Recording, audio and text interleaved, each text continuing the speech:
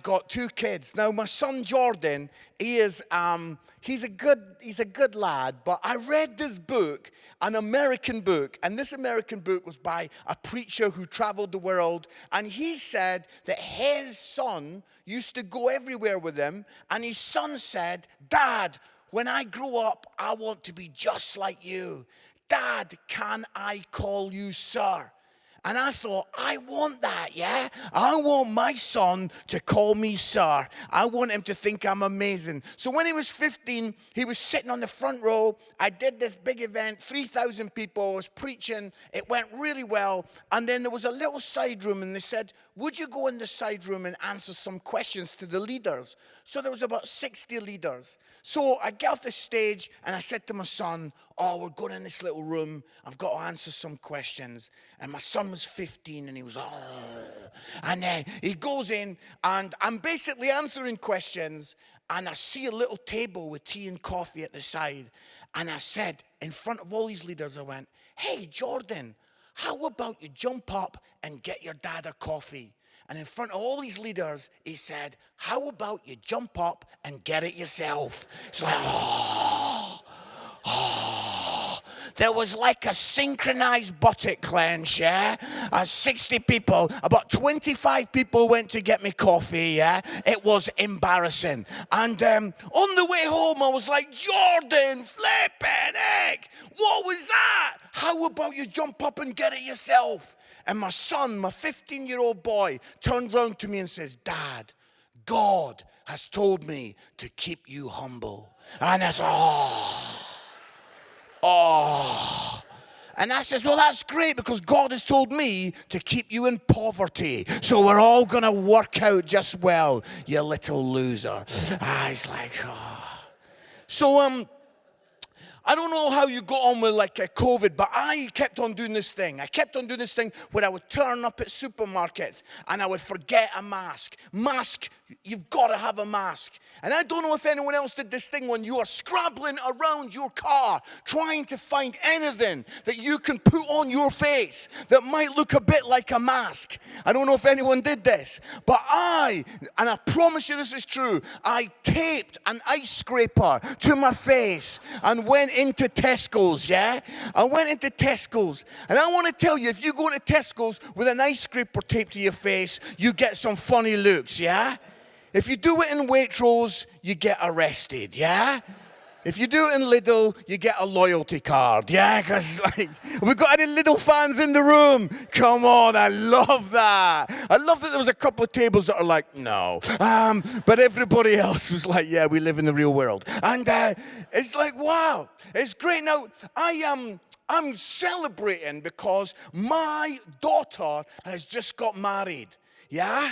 Well, some places you say that, people get very excited. Here, nothing. And my daughter got married, and it was all really touch and go because of COVID. We didn't know what was going to happen. But wow, just as COVID finished, just as she could have as big a wedding as she liked. Amazing, amazing. And I was so emotional. I could not believe how emotional I was. On the way down the aisle, I'm crying. At the front of the church, I was crying. During the speeches, I was so emotional. Now, my dad is 5'1", yeah? He comes up to here on my right nipple, yeah? It's different on the left. And a lot of people looking at my left nipple now. And honestly, it was like my dad grabs me. And he's like, son, you are very emotional. He goes, what is wrong with you? And I'm like, Dad, I can't stop crying. He goes, I can see that. I says, Dad, this is costing me a fortune. This wedding. I was hoping for one of those little COVID ones, you know what I mean? One of those little 15 people, yeah? I was hoping to say to my daughter, sorry that your mum couldn't come to the wedding, but listen, it saved your dad a few quid, yeah? That's the kind of wedding I was looking for. But oh no, we get the big wedding and it's, hey. And so when we're planning for this wedding, she says to me, Dad, I want 10 bridesmaids. 10. What even is that? I'm 55. I've not even found 10 people I like, yeah? I could not tell you 10 people that I would save from a house fire, yeah? I do not know 10 people that I would honestly, 10! I says, Kezia, come on, what is 10? She goes, Dad, every single one of these little girls means something in my journey. I goes, great, we'll do interviews, yeah? And let's see just how much they really do mean to you, yeah? Anyway, she got 10 bridesmaids. And I got to do the father of the bride speech. And I did this speech, and I felt like it went pretty well. And I kind of represented her good, and I said some nice things, and I made people laugh. I felt very happy.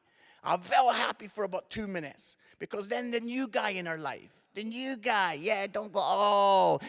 new guy in her life, Gideon gets up, and he's going to do his speech. And I was pretty smug, thinking, yeah, I've got it, I've sorted it, I've done well.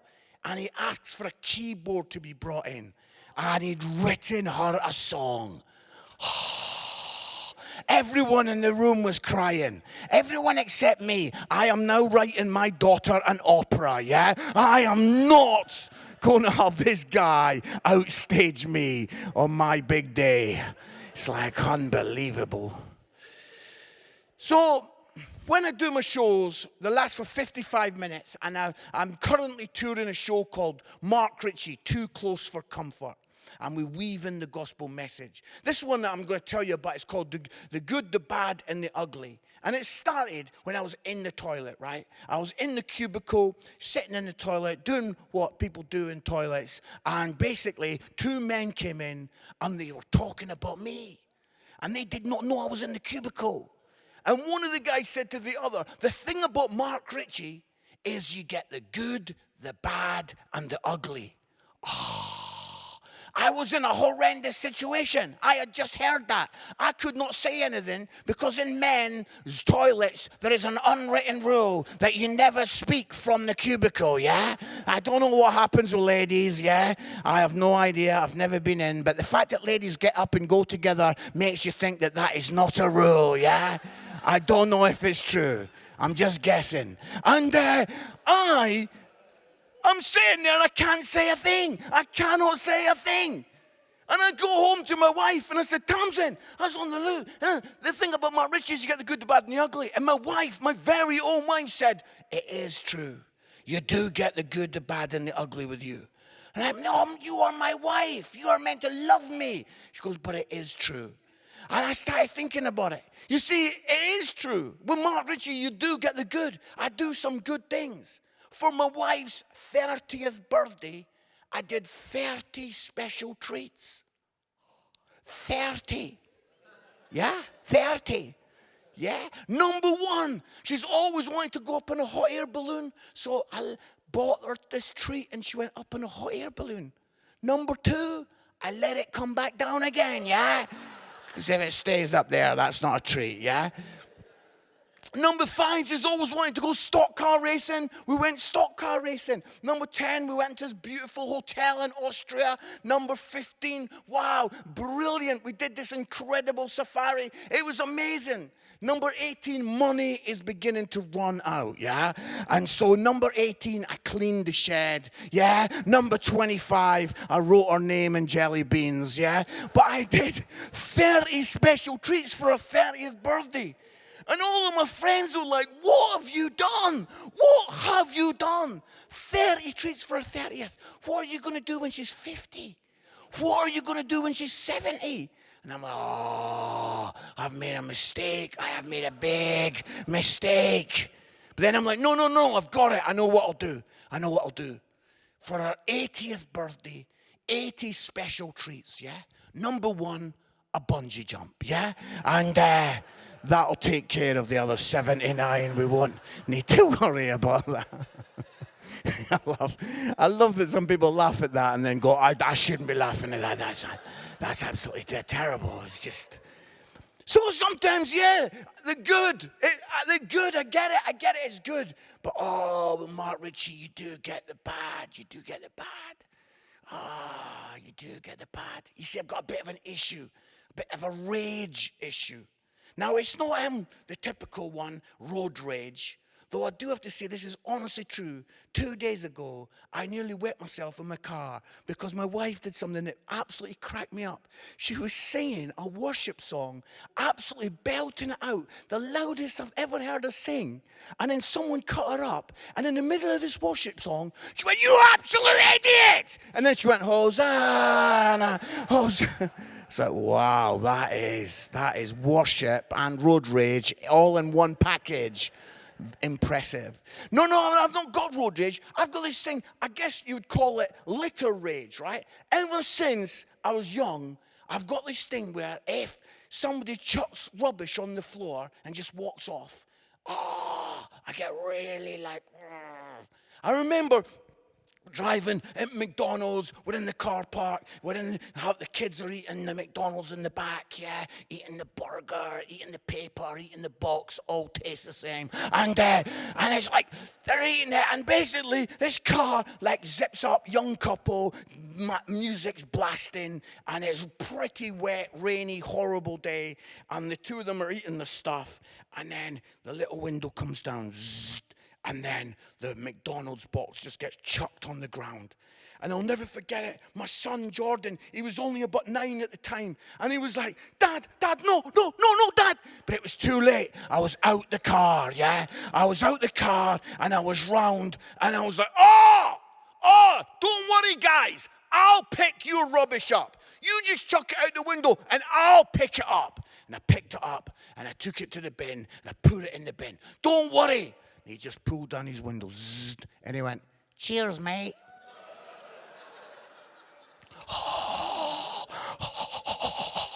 So I've always had this thing, this kind of like, litter rage, yeah? And it's like bad. And I live in Nottingham, and about a couple of months ago, this is honestly true what happened. There were 6 lads, they were all about 15, 16, and they were eating KFC. And they were a little bit ahead of me, and I was walking, thinking about some stuff, and they're just eating their KFC. And they're young teenage lads, so they don't really talk to each other. They're just like, and they're just kind of, and that's how they communicate, yeah? And there's 6 of them walking in front of me. And I'm just kind of minding my own business when suddenly they just started to chuck their papers onto the ground. And again, the rage took over me. I couldn't even think. I didn't have a second to think. But I do know that when Scottish people speak slowly to English people, it terrifies them, yeah? And I do know that. And I was like, "Oi, lads!" 6 of them looked round. I went, "That is an absolute disgrace. Look what you've done, thrown that down like that." They're all looking at me. I'm thinking, wow, there's 6 of them. What have I done? I was like, no, I'm still in the moment. I strolled over. I picked the stuff up. I says, I'll get it for you, lads. Disgrace. And I turned away, and I'm crossing the road to the bin. And it's like my Peaky Blinders moment. Slow motion, music's playing. I'm thinking, I am amazing. I am absolutely amazing. And I promise you this is true. I cannot wait to get home to tell my son that 6 lads watched me as I gave them a right telling off. And I put the stuff in the bin. And just as I was getting very cocky, I tripped on the curb and fell on my face, yeah? On my face. And I had to kind of look up at them and go, yeah, let that be a lesson to you, yeah? It's like, humbled. So that's the thing, you get the good, the bad, and you also get the ugly. So the ugly is simply this. A few years ago, I told my mates, do you know what, I think it was like 5 years ago, I'm going to run the Edinburgh Marathon. And when I told all my mates, they're like, "No, Mark, you're too old for that, Mark. Come on, no. You can't do that." I'm like, "Yeah, I can do it. I'll be great." No, Mark, your legs will never make it. Now, you know how, like, runners, there's 2 kinds of people that do running, yeah? There's, like, runners run because they love running. Joggers jog because they love kebabs, yeah? And you can see joggers like, as soon as I get back, I'm having a donut, yeah? You can see, it's like, honestly, joggers are literally only doing it so they can have a cake. And I'm like, no, I'm going to do it. Do you know what I'm going to do? I'm going to do the marathon. And I want to tell you, I am so proud to say my legs were absolutely fine. My legs were absolutely fine. My legs are not the issue. I think we're made friendship now. I know we've only got a few minutes left together, but I think I can tell you this. My legs were not the problem. It was another part of my body that was the problem. Let me tell you quickly what it is before you start thinking about it. I want to tell you, my left nipple. Not my right one. My right one was fine. My left one. Well, I got back from running 16 miles, and I took my shirt off, and I was like, Tamsin! And Tamsin came in, she's like, what's happened to your left nipple? I goes, I don't know. It was massive. It was right out here. It's so swollen. It was so swollen, I thought, I'm going to have to go to JD Sports and buy half a sports bra, yeah? And that is not an easy purchase. Not the whole one, just half. Yeah, that's it, yeah. I was like, honestly, it was so bad. It was so bad, and everybody was telling me different things. People were saying, put tape on it. I tried that. It doesn't work. All that happens is the tape ends up out there, yeah? I was like, put cream on it. I got all kinds of cream. The cream doesn't work. One of my friends messaged me and said, the best thing for you to do is to cut a hole in your shirt. Can you imagine that? Just running along, yeah? Just with a man. Oh, that is... Sorry, people are like seriously having their dinner swirling around. And it's like, it must have been fine at the end. And you did the marathon, it must have been fine. No, honestly, I did the marathon. But I'm telling you, honestly, my nipple was absolutely so swollen. It crossed the line half an hour before me, yeah? It got its own medal, yeah? It's bad. But I did the marathon, and then, I don't know if any of you have ever done. Has anyone here done a marathon? Anyone here done it? Right at the back. Sir, what was your time that you did it in? 4 hours. Ladies and gentlemen, that man is a liar, yeah? I was like, no, only kidding. Of course he did it in that. He didn't do that. And that is much, much quicker than what I did it. But, mile 19. I absolutely and totally, I hit the wall. I hit the wall. It's bad. It was bad. I was really sick. Now, there's two kind of people in the world, not introverts, extroverts. That's nonsense. The two kinds of people in the world are quiet sickers and loud sickers, yeah? My wife was sick the other night, and she just got up, was sick, came back. Goes, where have you been? She goes, I've just been sick. I goes, how come I never heard it? She goes, because you can be sick without the whole street knowing that you're being sick. But is there anyone out there who's really loud when they're sick? I love it, thank you. Loud Sickers UK. It's like, I was being loud. And it was so bad that the actual first aid guy came. And he came and he says, I've been told you've been sick. I'm like, being sick, really sick, I've hit the wall. He goes, okay, let's get you into my car. Your race is finished. I was like, no. I want to keep going. He goes, are you really going to keep going? I said, yeah. He goes, wait there then. And he went off to his car and he brought back half a Mars bar. What do I have to have wrong with me to get a full Mars bar? I mean, do I have to have kidney failure to get a full Mars? What is that? So I was like, So I kept going. I did it. And it was bad. It was bad. At the very end, I was zigzagging across the road. People with dogs were walking faster than me. It was bad. And then I was just running, and I could see the line. And then, suddenly from the side, his voice shouts, son, keep going, son. And I look out, and it's my dad. My dad's caught. I didn't know he was going to be there. And I'm like, Dad, I love you. I'm starting to bawl my eyes out. I turned to the people next to me. I'm like, that is my dad. That really helped them run fast, yeah? They thought, this guy there's something wrong with this man. Let's get over the line. I was like, Dad, I love you. He's like, yeah, keep going, son. I'm proud of you. And I got over the line, and my brother saw the whole thing. I told you that I was sick. I was messed up. My shirt was horrible. I'd finished. I was staggering around. And then I saw my dad. And my dad's a very dignified gentleman. He's got a white, crisp shirt on, suit trousers, because he's going out to see his son. So he's put a suit on to a marathon, and he's walking towards me, and I've totally gone. And I'm like, Dad, Dad, and I start running towards him. And my brother saw the whole thing, and he was laughing his head off because he's thinking, what is Dad going to do? Is Dad, Mark's going to get right up to him and give him a hug? Or is he going to be like, oh, clean shirt, clean shirt? But, of course, what did my dad do?